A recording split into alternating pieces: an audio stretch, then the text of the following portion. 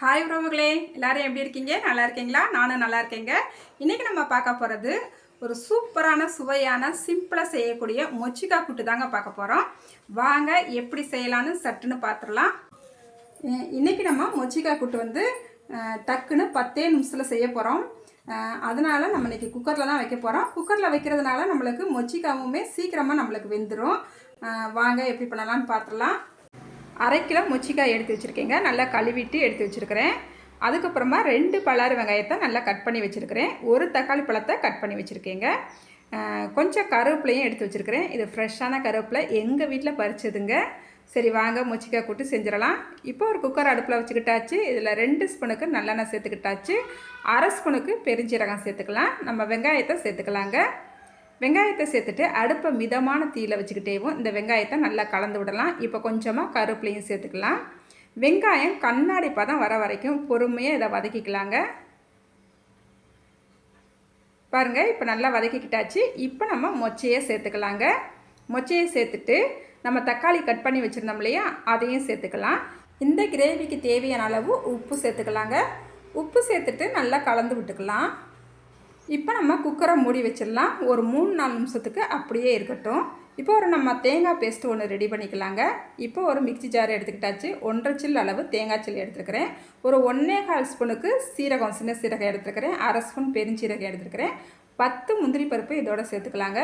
ஒரு 1/2 ஸ்பூனுக்கு கசகசாவும் சேர்த்துக்கலாம். தண்ணி ஊற்றி இதை நல்ல ஒரு பேஸ்ட்டாக அடித்து எடுத்துக்கலாங்க. இப்போ நம்ம குக்கரை மூடி வச்சு ஒரு 3-4 நிமிஷம் ஆயிடுச்சுது. பாருங்கள், தக்காளியெல்லாம் நல்லா மசிஞ்சு வெந்து வந்திருக்குது.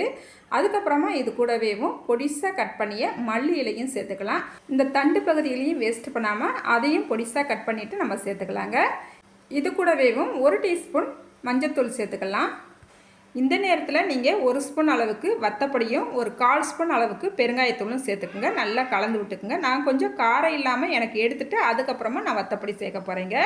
இப்போ நம்ம அடித்து வச்சுருக்கிற தேங்காய் பேஸ்ட்டை இதில் சேர்த்துக்கலாம்.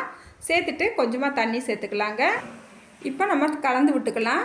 இப்போ கொஞ்சம் உப்பு கம்மியாக இருக்கிறது போல் இருக்குது, அதனால் கொஞ்சமாக உப்பு சேர்த்துக்கிறேன். அதே போல் கொஞ்சம் இந்த கிரேவி நம்மளுக்கு கெட்டியாக இருக்கிறது போல் இருக்குது, அதனால் இப்போயே கொஞ்சமாக தண்ணி சேர்த்துக்கலாங்க. இந்த கிரேவியே உங்களுக்கு கொஞ்சம் குழம்பு மாதிரி வேணும்னா இன்னும் கொஞ்சம் கூட நீங்கள் தண்ணி சேர்த்துக்கலாங்க.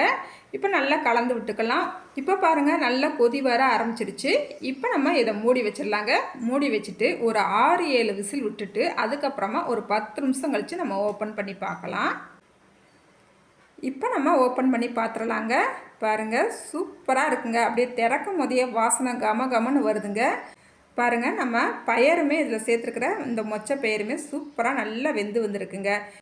நான் எனக்கு கொஞ்சம் காரம் இல்லாமல் எடுத்துக்கிறேன். அதில் தனியாக எனக்கு கொஞ்சமாக காரம் சேர்த்துக்குவேங்க. எனக்கு கொஞ்சம் அல்சர் இருக்கிறதுனால நான் கொஞ்சம் காரம் கம்மியாக தாங்க சாப்பிடுவேன். இப்போ எனக்கு தனியாக எடுத்துக்கிட்டேன். இப்போ நம்ம இந்த கூட்டுக்கு நம்ம வத்தப்பொடி சேர்த்துக்கலாங்க.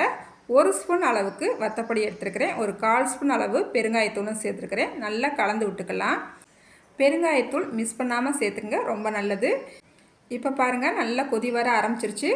நம்ம சேர்த்தா அந்த வத்தப்பொடியோட பச்சை வாசனை போகணும். அதனால் நல்லா கலந்து விட்டுட்டு மூடி வச்சு ஒரே ஒரு விசில் மட்டும் நம்ம விடுவோம். நம்மளுக்கு சரியாக இருக்கும். அதுக்கப்புறமா ஒரு விசில் விட்டுட்டு ஒரு 10 நிமிஷம் கழித்து நம்ம ஓப்பன் பண்ணி பார்க்கலாம். இந்த மாதிரி நம்ம மொச்சிக்காய் கூட்டு செய்யும் போது ரசம் சாதத்தோடு சாப்பிடும் போது சூப்பராக இருக்குங்க. அதுக்கப்புறம் பார்த்தீங்கன்னா சப்பாத்தியோட தோசையோட சாப்பிடும் போதெல்லாம் ரொம்பவே சூப்பராக இருக்கும். மிஸ் பண்ணாமல் நீங்கள் ஒரு தடவை இது மாதிரி செஞ்சு பாருங்கள், ரொம்பவே சூப்பராக இருக்குங்க. இந்த மொச்சிக்காயை வச்சு நல்லா மொச்சிக்காய் கூட்டு பண்ணலாம், நல்லா மொச்சை பண்ணலாம், அதுக்கப்புறமா புளி கூட்டு பண்ணலாம், அதுக்கப்புறமா இந்த மாதிரி மொச்சிக்காய் கிரேவி பண்ணலாம். இந்த மொச்சிக்காவையும் அவரைக்காவையும் சேர்த்து சூப்பரான ஒரு கூட்டு கூட பண்ணலாங்க. இந்த மாதிரி நிறைய இந்த மொச்சிக்காயை வச்சு பண்ணலாம். இந்த மாதிரி நிறைய இந்த மொச்சிக்காய் வச்சு பண்ணலாம். உங்களுக்கு இந்த மொச்சிக்காய் கூட்டு போல் இன்னும் ரெசிபி வேணும்னா கமெண்ட்டில் கேளுங்க. அடுத்தடுத்து நம்ம வீடியோவாக போடலாம். வத்தப்பொடி சேர்த்தா பிறகு ஒரு விசில் விட்டுட்டு ஒரு 10 நிமிஷம் கழித்து நம்ம இப்போ ஓப்பன் பண்ணியாச்சு. இப்போ கொஞ்சமாக மல்லி இலையை பொடிசாக கட் பண்ணிவிட்டு சேர்த்துக்கலாம். நல்ல வாசனை கமன்னு இருக்குது. இந்த கிரேவியுமே கரெக்டான அளவில் சூப்பராக இருக்குங்க. சுட சுட சாதமும் ரெடியாக இருக்குது. அதே போல் நம்மளுக்கு கிரேவியுமே நல்லா ரெடி ஆயிடுச்சுங்க. இன்றைக்கி எங்கள் வீட்டில் மதியானத்துக்கு இந்த மொச்சிக்காய் கூட்டு தான் பண்ணணும். நைட்டு சப்பாத்திக்குமே இந்த மொச்சிக்காய் கூட்டு தான் வச்சு சாப்பிட்டோம். ரொம்பவே டேஸ்ட்டு சூப்பராக இருந்துச்சுங்க. வாசனையே கறிக்குழம்பு வாசனையாக இருக்கு. இப்போ நம்மளுக்கு மொச்சிக்காய் கூட்டு சூப்பராக ரெடி ஆயிடுச்சுங்க. நல்லா சாதமும் சுட சுட இருக்குது. இன்றைக்கி என்னோடய பொண்ணு தான் சாப்பிட்டு பார்த்துட்டு டேஸ்ட்டு சொல்ல போகிறா. வா வா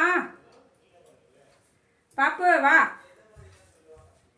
அவள் அந்த கூட்டு வாசம் வரும்போதேவும் என்னம்மா கறிக்குழம்பு போல் வாசம் வருதே அப்படின்னு சொல்லிக்கிட்டு இருந்தா. சரி சாப்பிட்டு பார்த்துட்டு அவள் டேஸ்ட்டு சொல்லட்டும். நல்லா மொச்சிக்காவோடு சேர்த்து பிசைஞ்சு கொடுக்கலாங்க. கொடுத்துடலாம். டேஸ்ட் எப்படி இருக்குன்னு சொல்லட்டும்.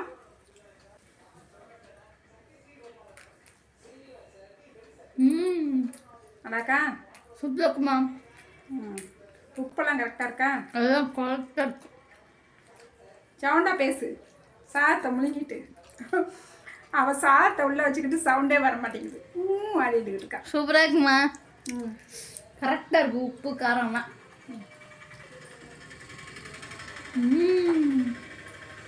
ஒரு அப்பளம் இருந்தால் நல்லாயிருக்கும். போட்டுருவோம் அப்பளத்தை. வீடியோவை முடிச்சுட்டு அப்பளத்தை போட்டே சாப்பிடுவோம். அவள் சாப்பிடும் போதே எனக்கு நாக்கில் எச்சி ஊறுதுங்க. எனக்கு கொஞ்சம் காரம் இல்லாமல் எடுத்து வச்சுருக்கிறேன். நானும் சாப்பிட போகிறேன். நீங்களுமே இந்த மொச்சிக்காய் கூட்டை இதே போலயே ட்ரை பண்ணி பண்ணுங்கள். ட்ரை பண்ணிவிட்டு எப்படி இருந்துச்சுன்னு மறக்காமல் கமெண்ட்டில் சொல்லுங்கள். இந்த வீடியோக்கு மறக்காமல் லைக் பண்ணிவிடுங்க. அடுத்த ஒரு வீடியோவில் பார்க்கலாங்க. பாய்.